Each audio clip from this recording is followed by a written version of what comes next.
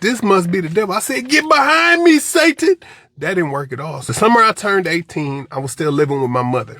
So I wasn't grown yet, but I was an adult. I knew I was an adult. I felt like an adult. I wanted to go do some adult stuff. So I called my boy David. I said, hey, David, let's go down to the adult bookstore and purchase some adult films.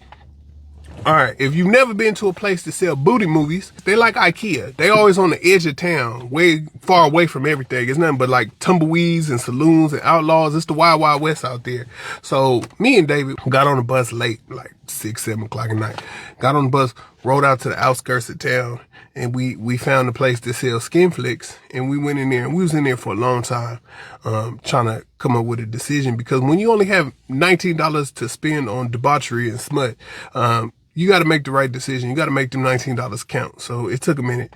And me and David left the place. We left the establishment with our selections and our shame, because the buses have stopped running now. The only way to get home is to walk. So we're walking down this major street, and there's nowhere to turn on the street or anything. And out of nowhere, this homeless man rides up on a bicycle and starts preaching at us. God knows everything. He knows where you're going, what you're doing, who you with. Be mindful of the things that you do in the eyes of God. Yeah, the devil gonna find you.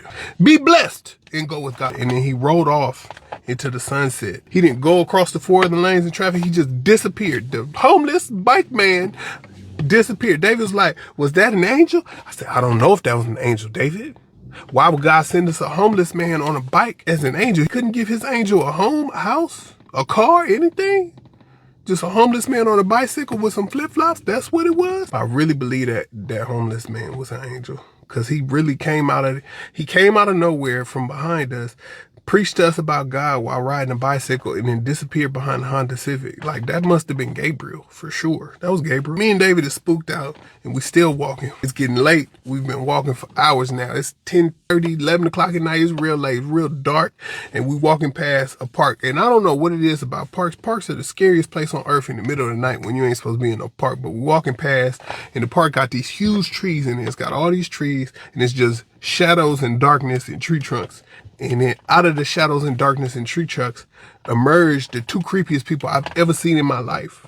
It was 2 white people. It was a man and a woman. They was wearing matching outfits. They had on purple striped shirts, blue jeans, black tennis shoes, and they was carrying donuts, but they wasn't carrying them low like a normal human being. They was carrying them up high like a presentation, like a whole box of donuts, but like at neck level, like, here you go. And then the other thing was, they were smiling, but they were smiling real creepy, not like a natural, normal smile. They came out the woods smiling just, and they was talking to us. Come with us. Come, you know who they remind me of? They remind me of them 2 little girls from the shop. They was like, come play with us. Kenny, they knew my name. They was like, Kenny, come with us. Come to our meeting. I said, where's the meeting? They pointed at the forest. I said, y'all meeting in the woods? Hell no. But I had remembered that the homeless angel had told me that the devil would find us. This must be the devil. I said, get behind me, Satan. That didn't work at all. So we took off running. We run down the street. We burned for like 2 blocks, duck off into a side street, hide behind a dumpster. David got asthma. I'm like, David, shut up. Shut up. They're going to find us. David, what the hell is wrong with you? You want to get caught by demons, David? We already committed a deadly sin, and now the devil has sent demons after us. You want to go to hell? That's what you want? That's why you... Shut up, breathing. Hold your breath. Hold your breath, David. He wouldn't hold his breath. See the 2 demon people was hunting us. They still had the donuts up high. They knew they could tempt, because David big too. We was both big. We was both real big. They tried to tempt us with donuts, but you ain't gonna get me with a glazed donut. It's gonna take more than that to send me to hell. Forget that. We look out the alley, and the 2 demon people was walking past, still carrying the donuts up high. Terrifying, terrifying. So we get out, go the other way. Finally made it to the house. David breathing hard and all. The whole 9. But we made it home. And I wish that I could tell you that, hey, we learned our lesson. We repented. We went up to altar call and sought the face of the Lord and confessed our sins and found Jesus and all that good stuff and never did it again. No. We was back 2 days later. We just caught the bus much earlier.